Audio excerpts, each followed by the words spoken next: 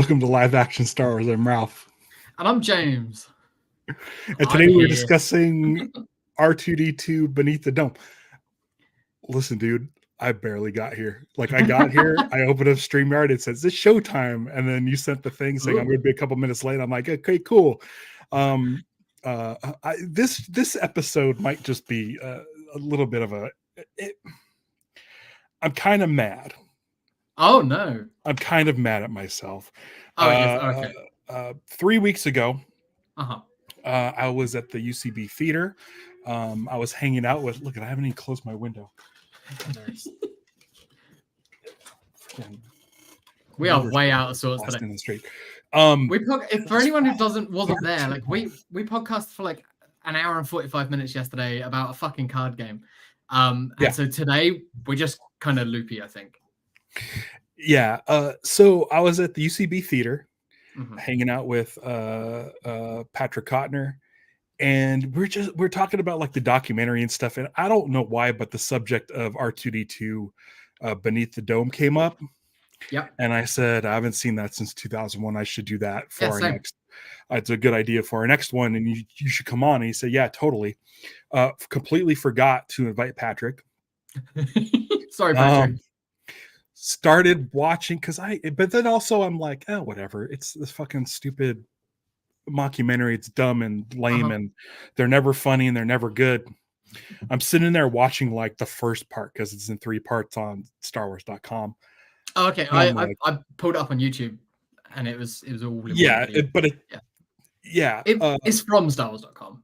Like the Star Wars, the official Star Wars link has it in 3 parts. Okay. It's like old YouTube. Yeah. You can't find the full chunk on other people's pages. So I'm watching the first like part, and I'm like, this is fucking amazing. Like, this is really I'm so glad you said it. I stopped and started again and made notes. Patrick just woke up.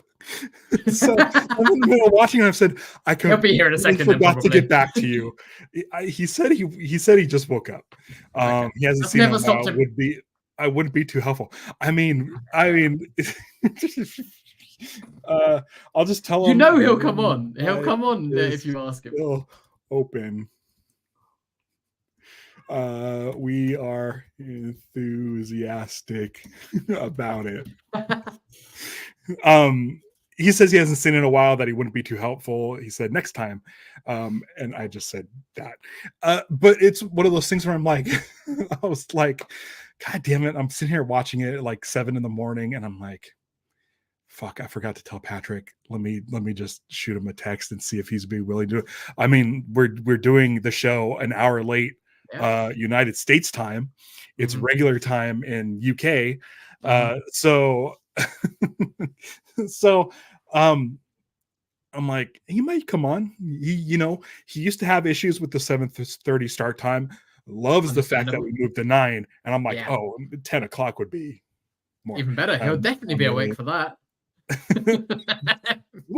His alarm was set to watch our show live, I guess. So anyway, like, the reason why I pissed at myself is because I wish I would have watched this within the last 20 years, right? Because it is so good.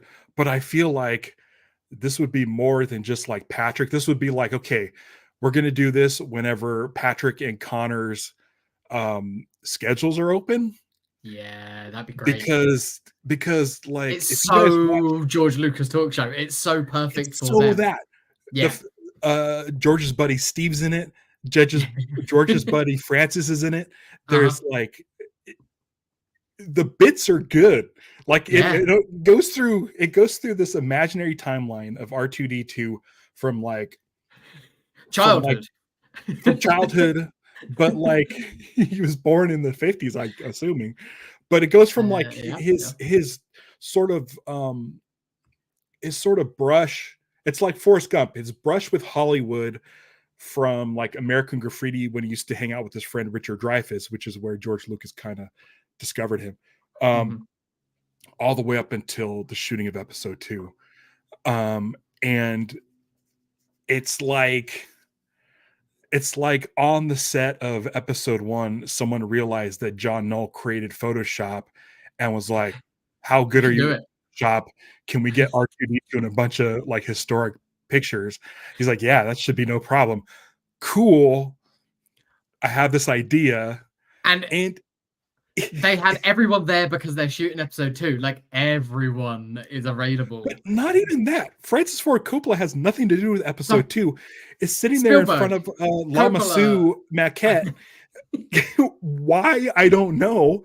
But it's like the documentary producers like knew they were doing these sit-down interviews and like, hey, listen, I'm thinking of pitching this thing to George. Do you want to do like sit down for like 5 minutes and just talk about R2-D2, his early life and his later career and up until now? And like Samuel Jackson was game. He's all over it. He was like, all over it. You can tell those who are like, I'm in, this is amazing, this is a brilliant fun idea. And then there are others who are like, give me my lines, I'll read the lines and I'll have fun with it and I'll give a good performance. Like Christopher Lee has like a one-liner, but it's perfect. That's all you want and need out of Christopher Lee for that. It's just to be like, the only reason I decided to do episode 2 is because I wanted to work with R2-D2. So that's it. Because of who he is, that is excellent. Natalie Portman has like 2 lines and they're amazing. And she delivers She's so good. Well. She's so like that's a better performance than she has in episode 3. Is this mockumentary? Yeah. Because she's asked to like speak as a human being. Yeah. Not a galactic space senator / queen, a teenager, robot. You know. Yeah. She is a teenager in this. It's great. Hayden looks like he's about 12. Hayden looks younger than Jake Lloyd. It's nuts. He has like one line in it, and he's just talking about R2 smoking weed on set. Distracting him. Amazing. Yeah. So Stevie's getting ready for work. I'm watching it in the front. And she's like, are they just saying stuff out of context? Is this just interviews taken out of context? And I'm like, maybe some of them, like the Harrison Ford one for sure. Oh, definitely. That was stock the faster, more intense stuff. Yeah. But I'm like, no, Steven Spielberg's talking about how he met R2-D2. Like they're saying the words R2-D2.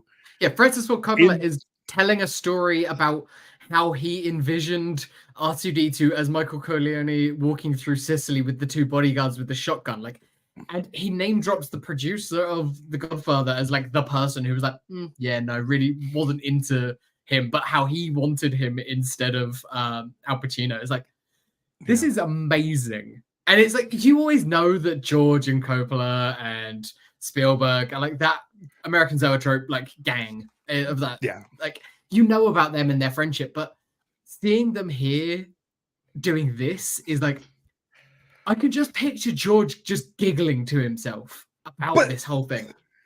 But George also putting in an amazing performance, so totally is in on the bit, totally is excited about the bit, but he's doing it so perfectly. Because here's the thing. I've done a couple mockumentaries with friends back in my 20s and stuff. And when you do a mockumentary, usually the bad ones, everybody's doing a mockumentary cadence when they talk.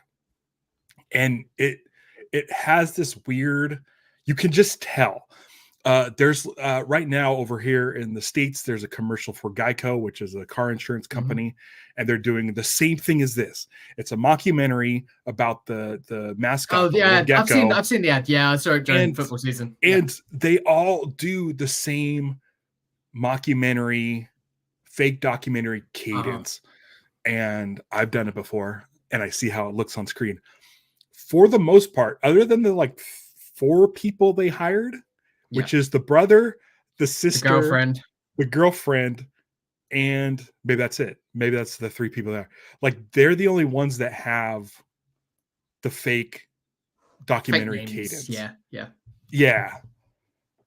I think so. But everyone else is someone that, and they probably are people in Lucasfilm. Like they're probably just. I'm assuming.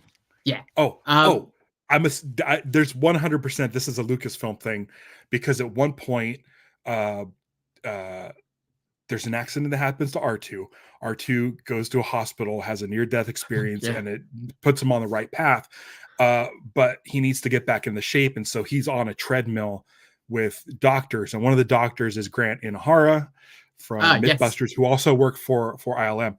So it's 100%. So every time they were showing any sorts of group shots, like R2 giving a check to a school, like I was looking at the adults to see, like, it's like, and those ILM kids are going to be the kids of people from ILM. Absolutely. Like, it's this is just them fucking around at the weekend. This is such a fun project that you used to get out of these small studios. It's weird calling Lucasfilm a small studio, but at the time it's a small independent studio that's able to just fuck around and do stuff like this.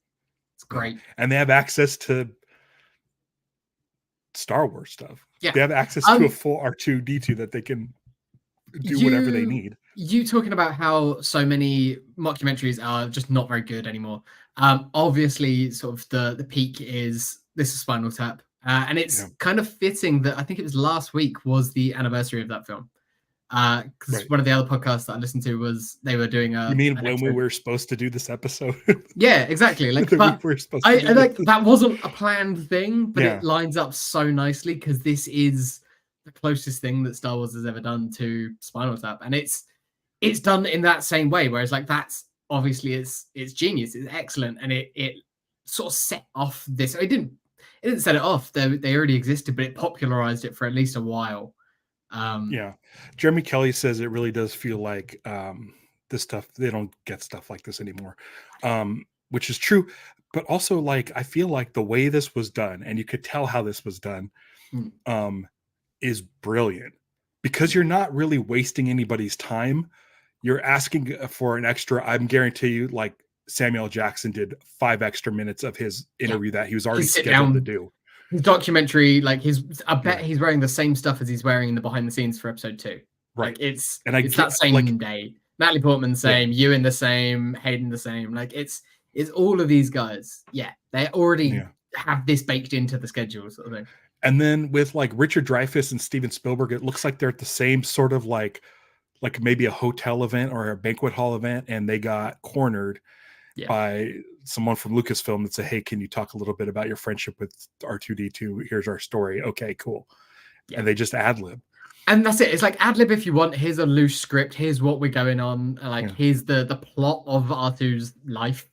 And we want you in this role, essentially. And, like, maybe just, ad-lib. And you can see, like, Spielberg loves that sort of shit. He's been doing that all along. And whenever you see him in behind-the-scenes footage for other things, normally Star Wars things, you can tell that he's just having fun with it, and he gets it. I think that's I mean, people love to make the comparison with JJ and Spielberg, and I feel like in the same way that is something that I always see in those two. They are always in on it in a fun way. They always get it.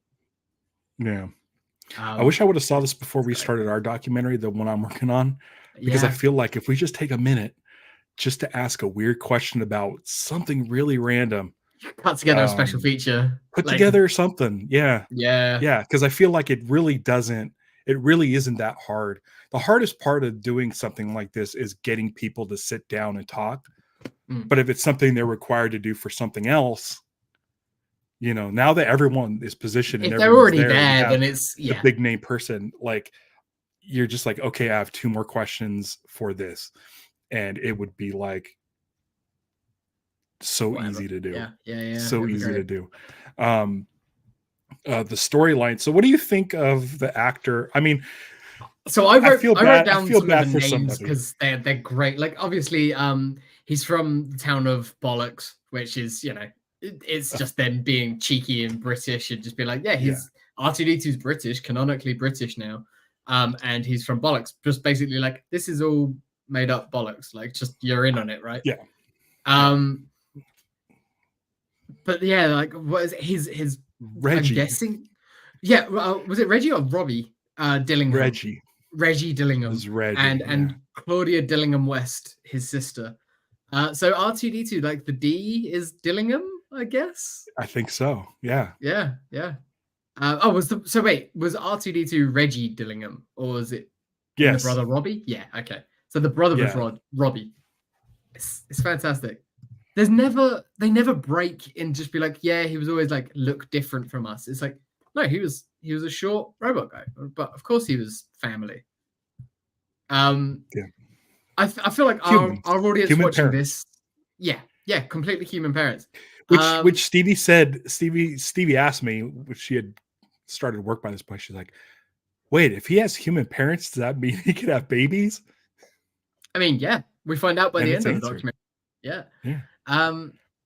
It's amazing. But they play it straight, and he's got the absentee father. Like, they're hitting all of the things from the behind the musics. Like, it's Right. all of the tropes. They're going off the rails. And so, as I said, like, I feel like our audience is old enough to remember behind the music as a thing. Anyone who's watching this who's young, that was a staple of the 90s, was the VH1 behind the musics. When I put up the social post from this, I used Panama by Van Halen, because I feel like Van Halen and all those hair metal bands were like, they were the ones that they were going after, because they all lived these wild, crazy lifestyles, and so that's what they put onto R2. They did that. I remember scrolling through a guide, like a TV guide on the TV once, and it said behind the music, Def Leppard. Yeah. And I'm like, oh, I wonder if they're going to show him how he loses his arm. And I turn it to there, and it was literally, it just came back from commercial. And then there was the car accident. And I was like, oh my God, it's exactly the moment where he loses his arm. Like, we shouldn't be laughing about dude losing his arm, but it's kind of funny. He pivoted. And you know, was still great. Like, so fair play. So Ben Burt discovered R2-D2 somehow. His friend Ben Burt from when they were hippies. Yeah. I love that they showed like Beatles footage and just picked a random white guy to say was Ben Burt. That was Ben Burt in the 60s. It's so good. It's so good. But I like the sort of the nod, if anyone sort of knows, it's obviously the quote unquote voice of R2-D2 has always been Ben Burt. He's created all those sounds. So him being the one to discover him is kind of nice in that way. I thought that was really, really cool. Nick Gillard, another one who's all over this documentary. And I feel like it's from all of the behind the scenes of the prequels that I just remember Nick Gillard so well, and his choreography and everything. But seeing him here, it's like, oh no, he was a character. He was fun. He was in on it as well. After episode 1, because this takes place between the shooting of episode 1 and episode 2. Yeah, it came out. This mostly came out during episode 2. Build up for 2. Yeah. Yeah. So I guarantee you on episode 1, they were like, oh, Nick Gillard's so much fun. We've had the most fun interviews with him. We can go up to him anytime with the cameras and he'll talk to us. So we'll do that while he's rehearsing stunts, and totally gives a good performance. He does an impression of R2-D2. He speaks robot. Yeah. He speaks completely speaks it natively. I'm pretty sure some of that is manipulated sounds. It's dubbed. But it's dubbed really well. Yeah, they and he's obviously like sound. He's making the mouth like motions. He's doing his version of it. He made a sound, but they dubbed it to sweeten it. Like that bit was really good. It's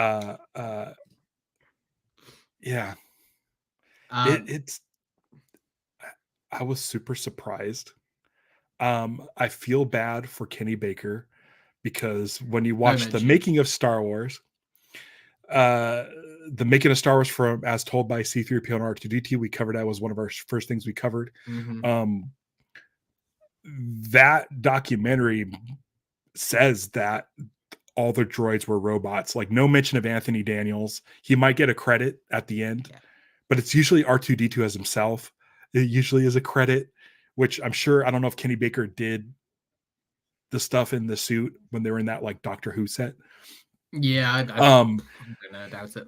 But here it is again, like Kenny Baker, also the dude who was stuffed in a trash can in Tunisia. No mention. And I'm like, I feel like I mean, maybe they didn't have access. Maybe his work on Attack of the Clones was a lot less. But I feel like there could he be a wasn't good in bit. Attack of the Clones too much. I know that he did stuff for Phantom Menace, but I don't think by Attack of the Clones he was around too much. He was still doing conventions. But I feel like having Kenny Baker in there a good bit would be possibly like a stunt double or more maybe an acting coach. I think would be great. Yeah, it would have been a nice way of including him. And talking about how like he wants to get inside the mind of R2. He wants to get inside of R2 and really, or Kenny Baker is his double, like he's his body double on set, sort of thing. Like So I'm going to assume they didn't have access to him. Could be, or maybe he was against it. You don't know. Maybe Kenny Baker has a very specific relationship with R2 that he felt maybe this wasn't. I don't know. Like there's always the rumors and stuff that his relationship with Anthony Daniels wasn't very good and that the two didn't get along very well. But I don't know how much is like just the internet rumor and speculation or if it's actually fact. But I mean, that might have something to do with it because Golden Tony, he's in this, but he is credited as the performer of C-3PO. Which makes it even funnier because it's not like they're playing that the droids in general are all real. It's just R2-D2. It's excellent. The Spielberg abusing him when he first meets him, like kicking him and trying to throw trash in him and knocking him over until George is like, no, what are you doing? This is one of our stars.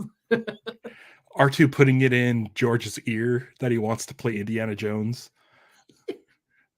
And then to the point where he like goes and into the props department and gets the hat and the whip to present himself. Like, isn't that like the whole Sean Young thing where she wanted to be a Catwoman, so she bust onto the Warner Brothers lot dressed as Catwoman?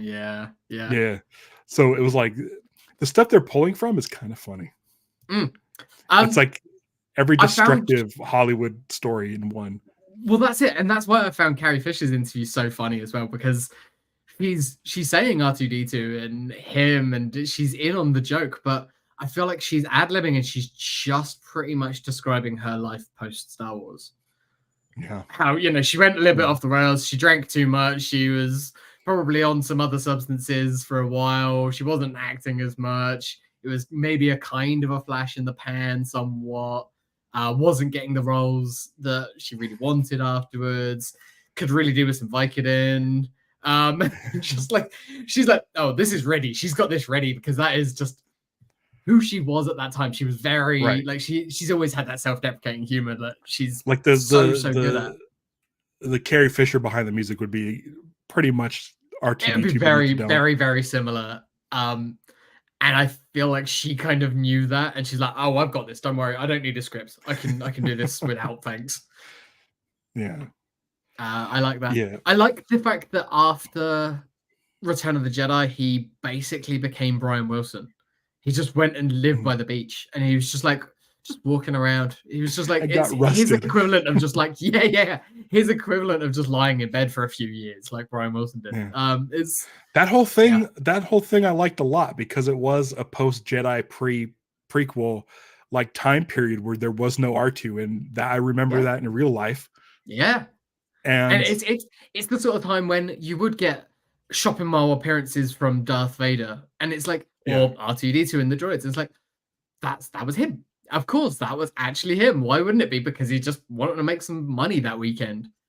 They showed a picture of Man from La Mancha, R2-D2 in Man from La Mancha, which I think is fantastic because obviously that's a cursed movie that never got made. It's one of those. That's such a nice little throwaway gag because they don't mention it, they don't make reference to it, but it's like if you know the story of that production, it's very funny. And if you don't, like when I first saw this in 2001, I probably didn't understand what they were joking about there, but now I'm just like, oh, that's excellent. Yeah, these are definitely people who are like tuned into every sort of film drama. Oh, totally. Film drama. I don't. It's Just good. I was really surprised when I watched it. It's what, 20 minutes, 22 minutes. It's breezy. I don't laugh at stuff. No. Like I tend not to laugh. Things have to catch me off guard and be really funny and really kind of off the beaten path for me to actually laugh out loud.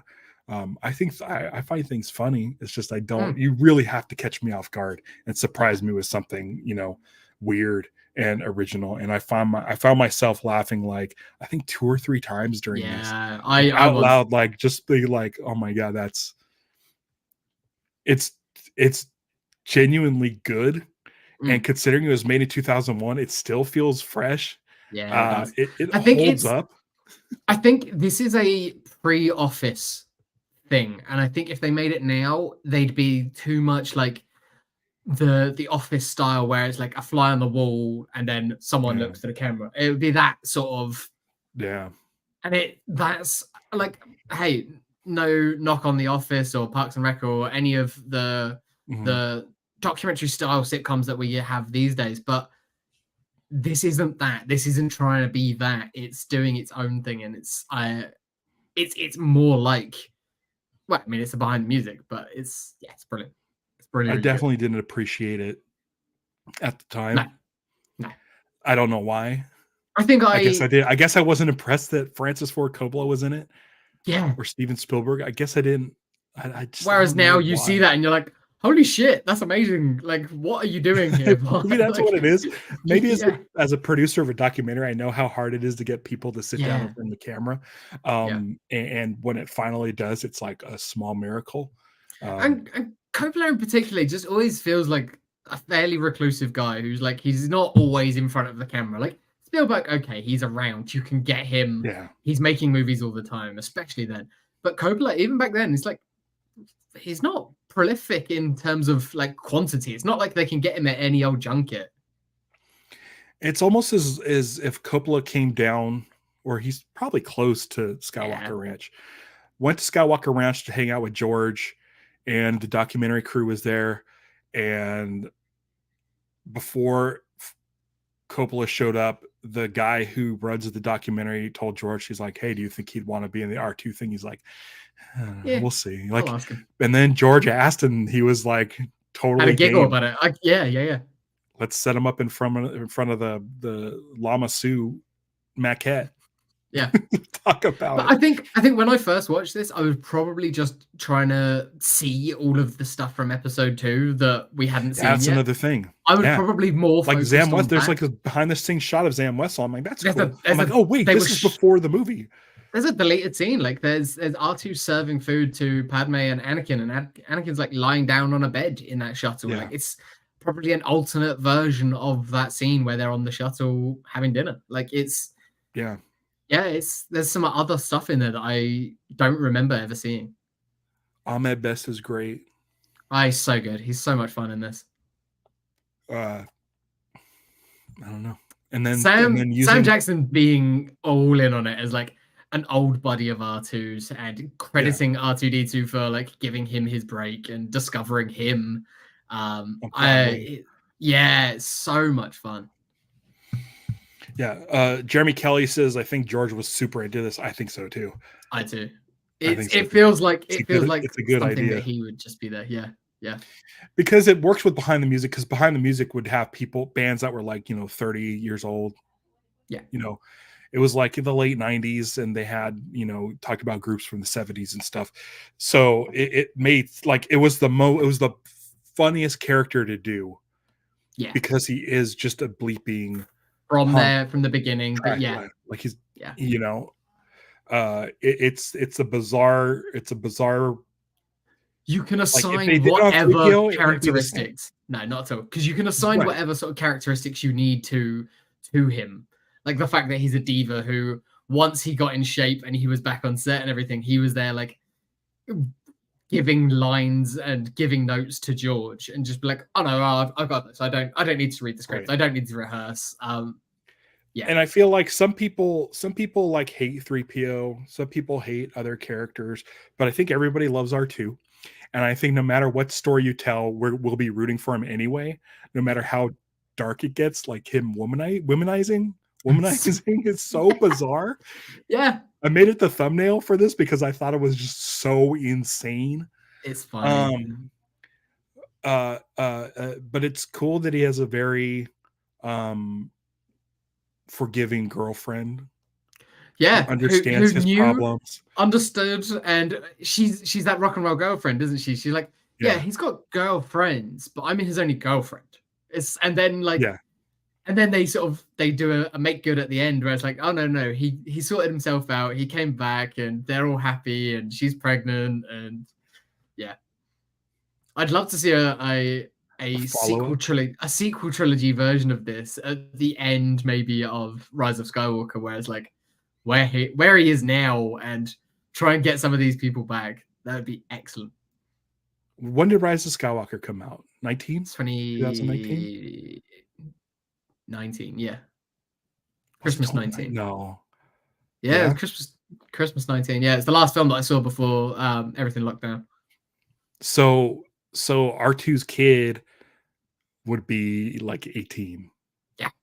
Yeah. Wow, there you go. There's your story right there. Absentee father R2. I mean, it would be great if it was just like an 18-year-old kid. Yeah. Like not a robot. Just a normal kid. Yeah. That's amazing. Bitsy Tulloch was the girlfriend's name. Again, just they're having fun with this. They're just having a lot of fun with these. Is that like a I think an anagram maybe of something bollock, yeah. Have we looked up any of these people? Talk about things for a second. I'm gonna look up some of these folks. Yeah, I don't know. I like them saying like George is a bad actor. That's how you know George is in on the joke, because they're just like, oh yeah, no, George has always been kind of robotic in his directions and everything like that. He said he held the blowtorch when he was acting up on set. He said, but I didn't ignite it. It's such a maniacal way that he says it as well. It's excellent. But it comes after like the whole montage of Natalie Portman, Carrie Fisher, Harrison Ford saying faster, more intense, and talking about George, how George doesn't like working with actors, and oh my god, it was so perfect. Yeah, I'm gonna look up. And then we mentioned it, that it was his friendship with Richard Dreyfuss that introduced him to George Lucas, but the fact that they fell out at some point and Dreyfuss still holds a grudge. He still hates R2-D2. He's like everyone just sort of gives him a pass and gets on with him, and like George plays him with a soft hand, but he's a prick. No one sees the real him, and he's just an asshole. It's like Richard Dreyfuss always seems as someone who is kind of surly at some points. So for him to turn around and just be saying this to or about R2-D2 is fantastic. So Elizabeth Tulloch, Tulloch, plays Bitsy Tulloch. Yeah. So it's just a reworking of her name. It looks like she has an IMDb page. Let me see here what her top. No, she plays Norma in The Artist, the Academy Award winning film. The best picture, wasn't it? I don't know like how involved she was with that. But she's also in the movie Concussion. And she's in the show Grimm. But this is interesting. In the Superman and Lois show, she played Bizarro Lois Lane. Huh. She also played Lois Lane in an episode of Legends of Tomorrow. She played Lois Lane in Arrow, The Flash. Oh, she plays Lois Lane. She's Lois Lane. Yeah. She's in the CW. She's the CW. Yeah, she's the CW's Lois Lane. Yeah, I don't know why it said Bizarro Lois Lane before Lois Lane in their top IMDb is credit. weird. Yeah.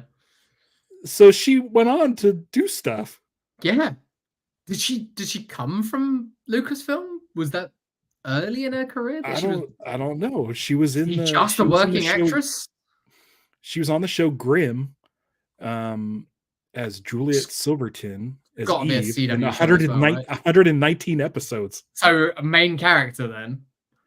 Okay, yeah, I'm gonna keep going through this. See, this is why I should have thought of this earlier, because 100% she would be a guest on George Lucas talk show. Totally. And I'm gonna talk to Taylor about that. Oh, She's on a couple episodes of House, a couple episodes, here and there. Her first credit on IMDb is this for acting is this. Wow. So she got her start on this. She's a location manager. Well, here you go. This is fucking nuts. She was a location researcher for Star Wars Episode 2 Attack of the Clones. That's her earliest credit. So she was like almost intern level, like she's brand new sort of thing into the industry. She was doing, she was the location researcher. Oh, as Bitsy. So her nickname is Bitsy. There you go. And then she did this. And then 3 years later, she played intern Susan on The West Wing for an episode. Cool. Nice. And then just that must be like one of the later seasons of West Wing as well. It says 2004, so I don't know. But then it's like an episode of Cold Case, episode of 6 episodes of Quarter Life. I don't know what that is. Sounds like 2 episodes of House, and just kind of. Then she got into the CW world and was in there for forever. Yeah, she played Lois Lane in Supergirl, 2 episodes of Supergirl in 2018. It seems like that's where she started. Yeah. Supergirl, then Batwoman, then The Flash, then Arrow, then Legends of Tomorrow, and then Superman and Lois. God, a lot of shows. What a cool. That's what a discovery. Yeah. I'm just gonna end up calling Patrick after this because he needs to know this stuff. But I'm not gonna try to figure out where we are in the show. It's 37 minutes or something. But wow, what a way to start! Like, I'm just gonna be a location manager on Attack of the Clones, and then they want me to do this bit. I liked acting. So Attack of the Clones, they were down in Australia, but she is an American, isn't she? Yeah. So that's what a great discovery. So I was looking at the credits at the end of this because I was like, is there anyone in the writing team or anything that is like, this person wrote on this or this person came up with it? And it was Don Byes was the original concept was him, and then he had a writing team, like a small writing team, it looks like, who helped write this. But he was the only name that I wrote down. And then Gary Lever is credited as the editor. There isn't a credited director for this, but Gary Lever too. Oh, really? Don Byes, yeah, and Spencer Susser. Okay. When on the credits that I saw roll at the end didn't, but yeah. Right. Yeah, I'm on the IMDb page. Cool. And he is a visual effects guy. Yeah.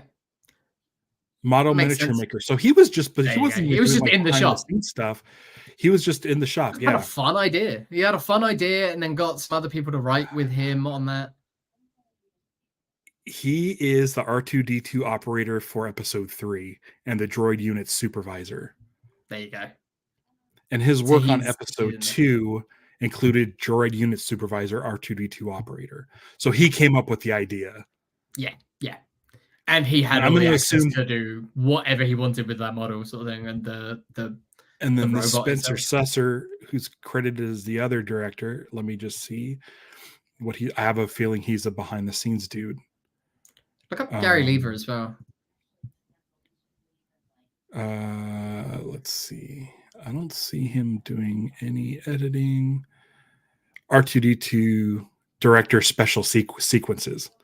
Okay. So maybe he did like the bungee cord jump, which was, I think, great. The skits, the skits sort of bits that they did. Like the chaos of the behind the scenes footage stuff. But looks like that's his only real thing as far as Star Wars is concerned. And what was the other name you said? Gary Lever, Leva. Is he one of the writers? He was the editor, and I think he was one of the writers, yeah. I'm guessing he's one of Ben Burtt's people. Okay. 2 wins, 1 nomination. Clint Eastwood, A Cinematic Legacy. Lost Kubrick, The Unfinished Film. A Legacy of Filmmakers, The Early Documentary Years guy of George then. Lucas. He's directed a buttload of documentaries. Yeah.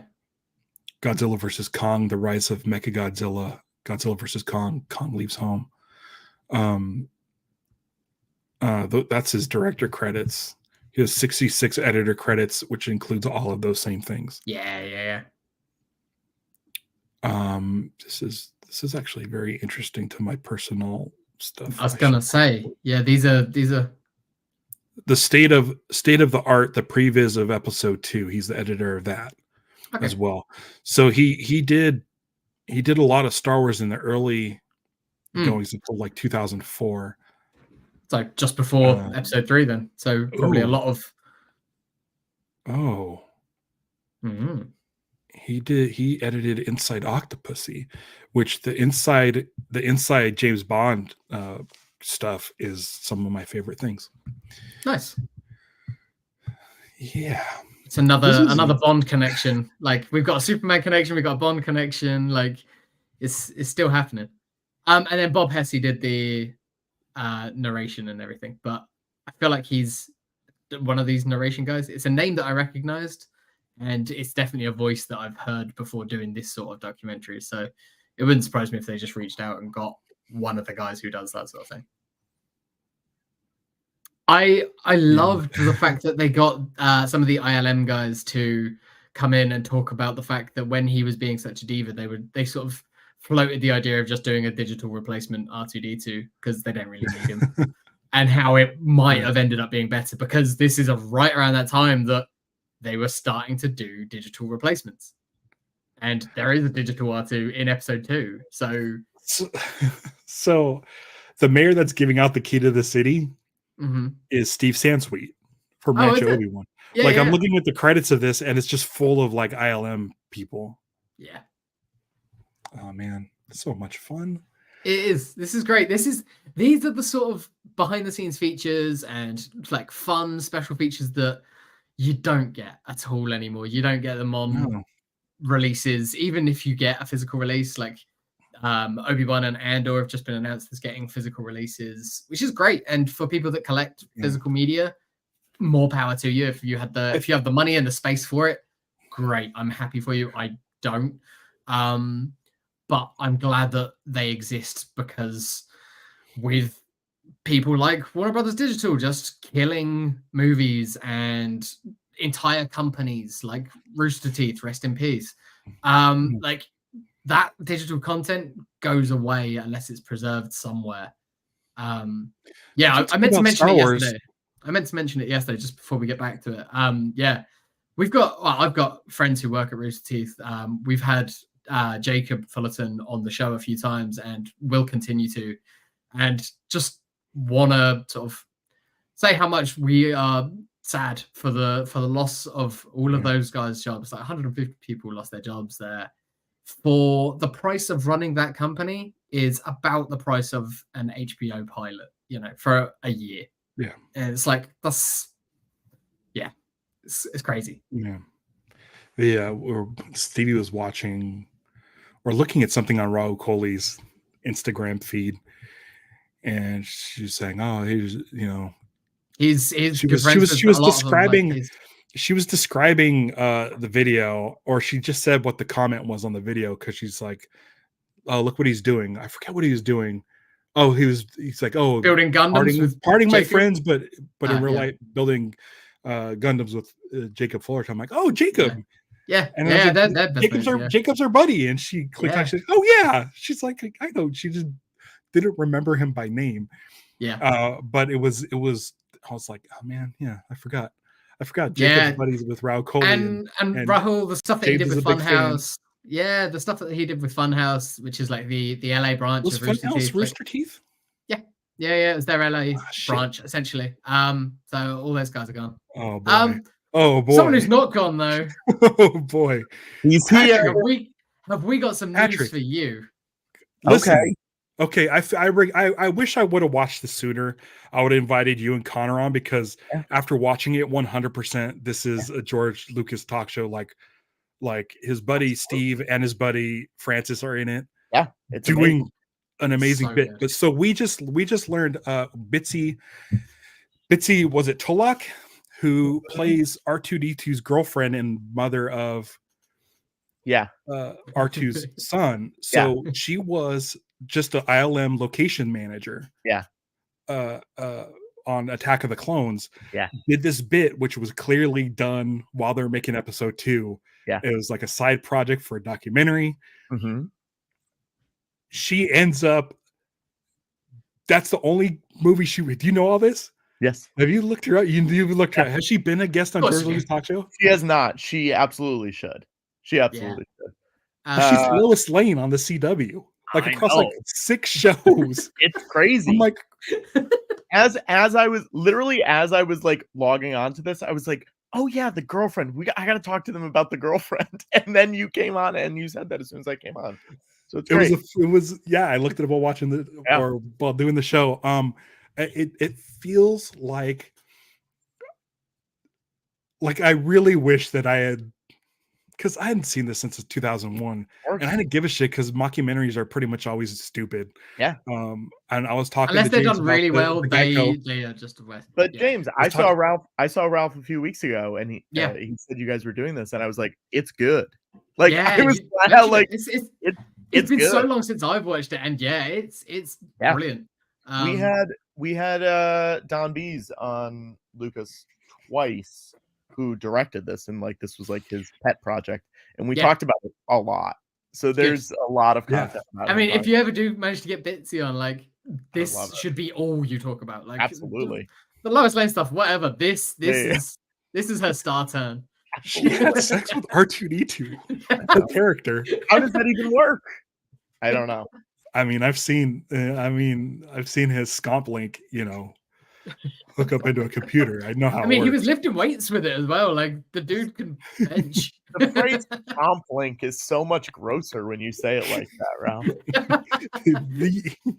It's so weird. It's such a weird but brilliant, like really well done. Because I was telling James, there's the new Geico commercial out where it's a mockumentary about the Geico gecko. Yeah, and everybody's talking in that mockumentary fake cadence. Yeah, and the brother and sister of Reggie, aka R2-D2, are the only ones that kind of have that fake cadence. But like George nails his interview. So in on the go. It's brilliant. But like pretty much everyone does. You know what I mean? Like there's from what I haven't seen it in a while. From what I remember, most people play it so much better than like they're better actors than you think they are. Yeah. You know? Well, I'm saying like this is a better Natalie Portman performance than episode 3. Like she's very good in this. Like yeah. Stevie asked me if it was if they were just taking real interviews and putting them out of context, but I'm like, no. Yeah. Steven Spielberg is talking about R2-D2. He says the words R2-D2. So it's like these guys know what they're doing and they're doing it really well. Yeah. I think they were, I'm trying to remember what Don said about how they got everyone. I feel like they were shooting other bonus stuff for movies and whatever. And then they were like, okay, great. We've got 10 minutes. 5 minutes. Yeah, that's it. Tell me about when R2 did coke on the set of Godfather 2. You know what I mean? It was like a lot of that kind of stuff. I highly recommend you watch it again because the DVDs it holds up. Over. Yeah. And they have it right there on the Star Wars YouTube channel. Is it? I didn't know that. It's divided into 3 parts because I think it was just a StarWars.com thing that you could watch. Special. I think then they aired it on Fox, if I remember. Wow. I remember it had commercial breaks. I remember going to Best Buy to buy the DVD. Because you could only get it there, right? Yeah. It was like a bundle. Oh, wow. Or it was. I'll go get it. Hang on 1 second. I think it was a side-by-side, like Best Buy would do a bundle where they put Attack of the Clones and then next to a thing of R2 Beneath the Dome and then cellophane it as a bonus. It was like the Wake Up Ron Burgundy. Like I got that for Best Buy, which I don't know if I still have. I think I ripped it, but it's such a weird. They would do weird stuff like that, like weird bonus stuff. Everyone. Yeah, Jeremy bought the bundle from Best Buy. Taylor's on here. Hyperspace. I think it was just on. Yeah. Taylor said, "Oh, hey, it's the star of Getting Lost, Patrick Cotnoir." Patrick, that sounds like you're in the movie. That sounds pretty concrete. I'm pretty sure. Look at that DVD case. It's fantastic. Yeah. Wait, they put it. There's other stuff in there. Yeah. Yep. Yeah. Oh my God, the Ringo using him hanging out with Ringo. I like that one. It's just where it gets fat. Fridge. Yeah. Fat R2. There's the great. Wow. Yeah. Yep. This is the R2 you never knew. That's what it says on the front. Brilliant. It's pretty crazy to have R2 be a womanizer and a drug addict.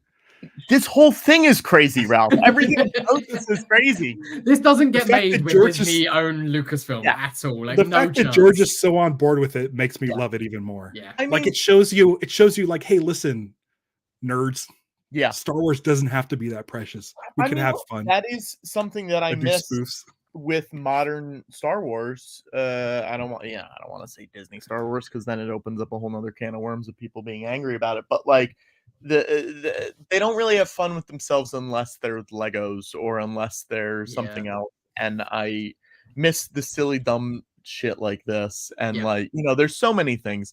The shows at the parks where Boba Fett's dancing, you know what I mean? Like stuff like that where you're like, oh, this is fun. This is what this should be. They cannot take themselves completely seriously sometimes. I know. And I do think that them taking themselves completely seriously, oh boy, is part of the reason the rise of nightmare Star Wars fan culture online is because they don't have fun anymore. And I think people forget that a lot of Star Wars is really dumb and it's for babies. It's all just a bunch of it's nonsense. Chill out, Star Wars theory. Chill out. That guy. And this is my second time calling him out publicly online this week, so I'm ready. Bring it on. Where did you? I was watching some. Was I with you? No, it was in the Oscar show. I was with you. I watched the whole 4 hours of that. By the way, if you get a chance, watch the George Lucas Talk Show 3rd annual Oscar watch along, which we've done here at my household every year. We got so excited.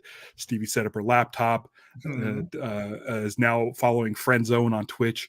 We had a double EGOT on. We had a guy who's one Oscar away from a triple EGOT. Isn't that crazy? That's crazy. I mean, he's gonna get it. It's just a matter of time. But wow. So who was your favorite interview in this? Richard Dreyfuss was excellent. I really liked the fact that Richard Dreyfuss still hates R2-D2. Like he's holding a grudge. Everyone else is like, oh yeah, he went off the rails for a bit and then he got better. But he still holds a grudge. I think Anthony Daniels likes R2-D2 more than he likes Kenny Baker, which like is kind of sad.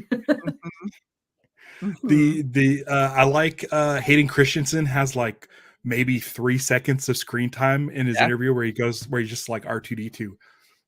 He's like backstage and that's it. And it sets up so much fun stuff. Because this is 2001, right? Is that when this? So they're on the set of Attack of the Clone.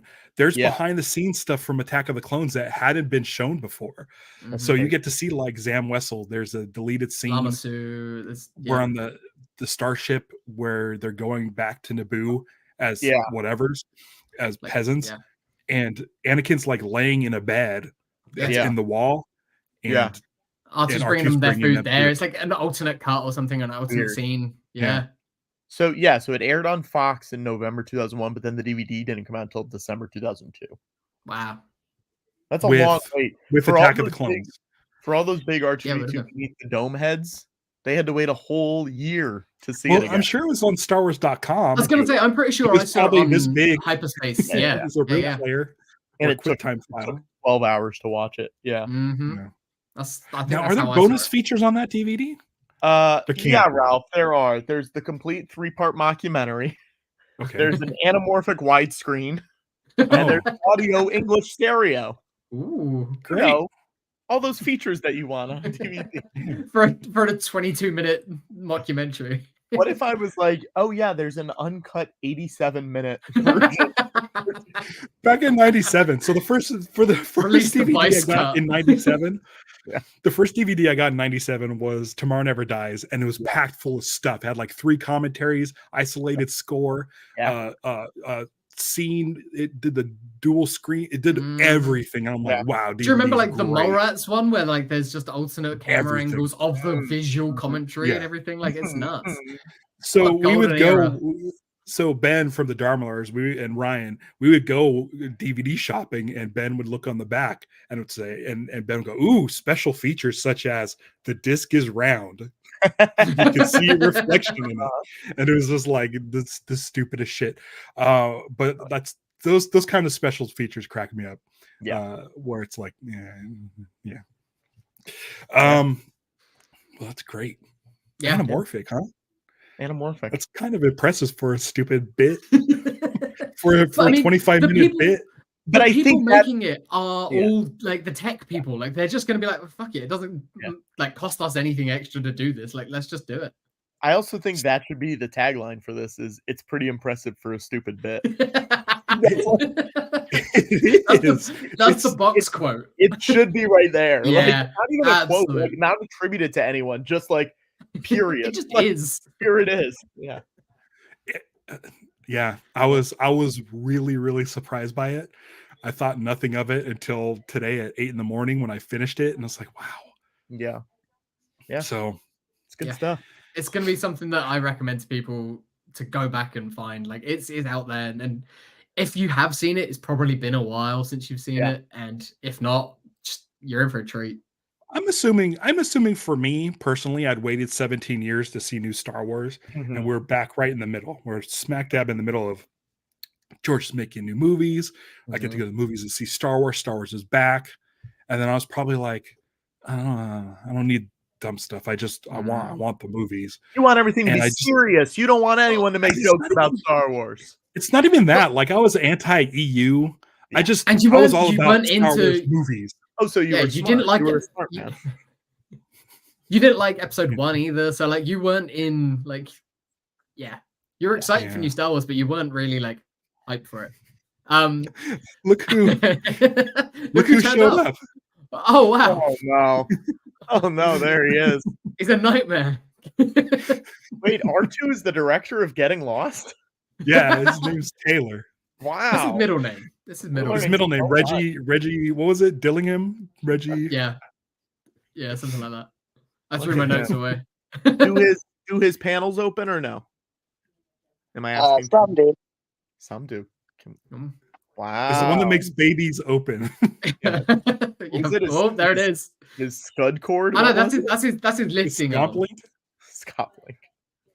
So Taylor 3D printed this whole thing? Yeah. You're a madman, Taylor. Yeah. And this guy. Oh my god. You're nuts. That's amazing. Taylor is the director of Getting Lost, a movie that I'm producing with him. And he also has a full-size functioning R2-D2.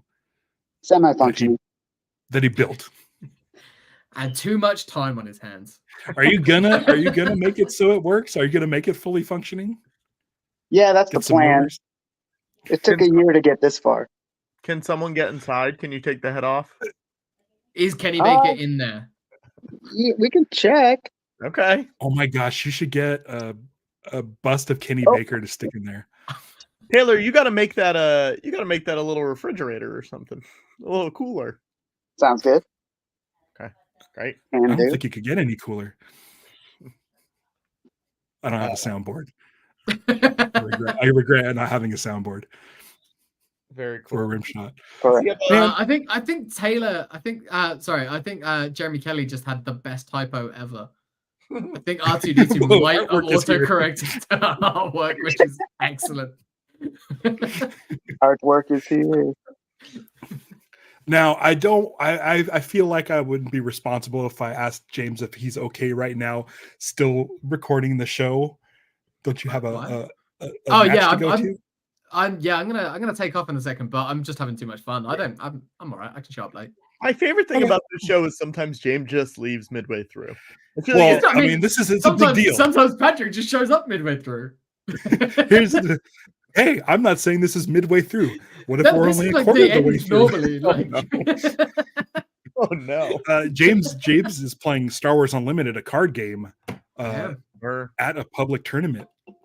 Nah, just not a public tournament, just a thing in a bar, like just a meetup. I think in front of 10,000 screaming fans. You could say it, James. Don't be sorry. 10,000. That's too many. It's a big bar. It's most of the city. Taylor, are you going to 3D print any other Star Wars characters, Taylor? I mean, Yoda's here. Look at that guy. I just printed these medals of Yavin. Oh my god. I know none of this stuff. I printed his. Let's go look at the next turtle. Yeah. Let's go look at. Taylor, do you live in Rancho Obi-Wan? What is happening here? I haven't seen any of this stuff. I love it. Whenever Taylor pops into the show, it's always a walking tour, and we always just see random things, or we're on the set of a movie that he's making. It's great. It's almost so much fun. Insane. That's a piece of the biodome. Oh hell yeah! Peter, how come you haven't showed this stuff to me? There's the man. There's the man. Oh, R.I.P. The other man. The guy who doesn't get mentioned in this documentary. The man. And then here's some more. Oh my god. This one's a phone. Wow. Great. This one's a tape player. Jesus. This one's a watch. I saw a Darth Maul watch like that yesterday. Lego. Wild. That's great. I guess I should have known that because of your personal Instagram account. This one's a Bop It. You gonna dox him? With the batteries. Keeping the batteries fresh. Is that Anthony Daniels? I was gonna say it sounds like Anthony Daniels. Anthony Daniels showing up to work for Bop It. Anthony Daniels shows up even if you don't ask him to work. Insane. I have a pen. Yeah. Yes. Too many. Hang on. There's an article about it. I got some post-it notes. What you got? Come on. What do I got? Oh boy. R2-D2 Beneath the Dome, only on DVD. And YouTube. Oh, here's something I did just get. And nice. oh no. Oh. What did I do? How did I? That's 3D printed. Oh, did the power go out? No, I stepped on my oh my god, what do you call it? I stepped on the your floor switch? No, I have the you put a bunch of plugs into it. Power strip. I stepped on the power strip that my lamp is plugged into and it unplugged. I pre-ordered this. Oh my god. 18 months ago. Oh my god, look at that. And then it got here and I was like, do I still even want it? Taylor, if you go through that door and you've got a functioning Star Tours in your bathroom, I'm going to be really impressed. Can you show that poster real quick? So we were at Greg Grunberg's place shooting the doc, and he also has a signed Toxic Avenger poster on his bathroom wall. But funny enough, Lloyd Kaufman actually put his signature on Greg's, not on Taylor's. Great. To Taylor. Never signed it. Amazing. Man, look at that. This is I have never seen this much of your basement before. This is incredible. Look at the rocket. I've certainly seen the other rooms of the basement. I've seen the room. It's all piled up because this room just flooded and ruined some of my camera equipment and stuff. So so we piled all the Star Wars stuff in the bathroom. Cameras. Yeah, that's the shoot. Yeah. Anyways, here's R2. Crazy. Crazy. All right. It's great. I don't have anything else. Like, I don't have anything else. Patrick, great. Taylor, do you have anything to add about R2 Beneath the Dome? We have actually seen what's actually beneath the dome in Taylor's cam, but you can look under the dome if you want. A bunch of wires. I mean, that's a great way of going out, is to actually go beneath the dome. I'm excited. I'm going to say this. There's a documentary coming out that has Patrick Cotnoir, Bobby Moynihan, and Sean Diston in it, called "I Am George Lucas," Connor Ratliff story. Those three fellas also appear in Getting Lost doc. So follow that as well. I'm producing that. It's so fun. It's so weird that there's 2 docs coming out this year with those three people. I am dependent on what we're doing with the documentary. There is a April 19th, I believe, showing of that documentary here in Orange County. Come see it with me. Patrick, I think, will be there. I think. And I'll say this: that weekend, if you're in Los Angeles, there will be Los Angeles screenings too. They're just not announced yet. And George Lucas Talk Show is coming to Seattle. They're also coming to Portland, Taylor. I know you live in Oregon, which means you're right next to Portland. It's probably like a 5-minute drive. Seattle on March 23rd. There's some tickets left. Portland on March 24th. First show sold out. The second show's getting there quick. We're also showing the documentary in Seattle. There's some New York screenings of the documentary coming up. I think there's a Florida screening of the documentary coming up. There's some other stuff too, but keep an eye on the show's socials if that is the kind of thing that interests you at all. Nice. I like the George Lucas Talk Show a lot. It interests you. Yeah. We thought about maybe going to that Seattle show, but we're not. I got it. I got it. Maybe I'll figure something else out. So anyway, I think that's it. Taylor, do you have anything you want to plug? Everybody should go check out vampiremovie.com. Taylor's first narrative feature, which is essentially Bambi, the animated classic Bambi meets Evil Dead 2. Or Roger Rabbit. What are you guys calling it? Well, we call it Evil Dead 2 meets Who Framed Roger Rabbit because our cartoons are over live action and interact with actors as they did in Roger Rabbit, but it's much more akin to Cool World, but no one gets that reference. That's great. And then he's also directing a movie called Getting Lost. You may have heard of it. And God dang, I got sent one of our recent interviews in an email yesterday, and I popped it on for 10 minutes. And even though I was there live, I was so happy to watch it again. And Stevie enjoyed it. So anybody who likes Lost,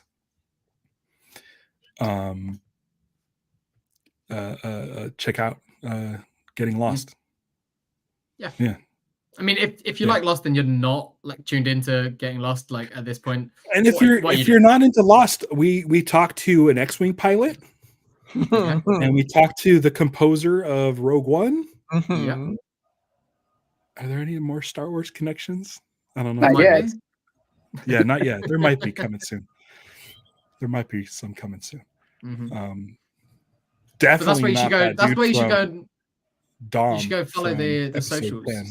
So that when they announce potential other Star Wars connections, you'll get notified. My wall of TVs where I watch Star Wars on VHS. Is that anything? Does it show up as one image like a Forever 21, or is it just separate screens? Can you make it so it's like they all combine into? That's got to be impossible. You need a computer or something to do that. Yeah, I can do that in post. Oh, that would be a nightmare. Man, lucky. Taylor likes Star Wars. I like Star Wars, you guys. Yeah. And Ninja Turtles. I knew that. Yeah. I knew how much you like Ninja Turtles. But here's my favorite. That's my favorite movie of all time. It's fun. And if you're a fan of That Thing You Do, we talked to Sean Whalen, who appears in that movie. Heck yeah. Yeah. And I live near where they shot some of it. Okay. So thank you guys for joining us. Yeah. Both Patrick and Taylor. R2-D2 Beneath the Dome was a huge surprise. I wonder if it's on Letterboxd, because if it is, I'm gonna go log it. It's gotta be, right? I'm giving it 5 stars because that's how I roll on Letterboxd. Letterboxd is either 4 stars or 1. Yeah, I either it is on Letterboxd, or I forgive everything, no matter if they're middle of the road or not. It is on Letterboxd. One of the most recent reviews is best Star Wars movie. I mean, there's a case to be made for it. Like, guys, thank you for joining us, Ralph. We will figure out what we're going to do in 2 weeks. We probably won't have a Data Link episode next week, but you'll be able to catch me and Ralph on Friday for Invincipod. So if you're watching Invincible, that's right. Go and watch Invincible. Comes back tomorrow. Yeah, and we'll be back.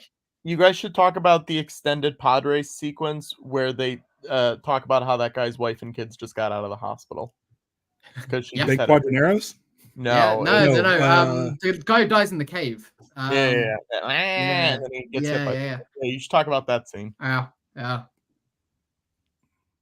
Well, I mean, maybe a future Data Link we could do a character. Patrick, I want to talk to you after real quick, and Taylor too. So there's just something I want to talk about. I'm gonna get out of here because I got things to do. Who wants to say punch it? Patrick can do it. Patrick can say punch it. Thanks for joining us, and don't give in to hate. Celebrate the love. Punch it!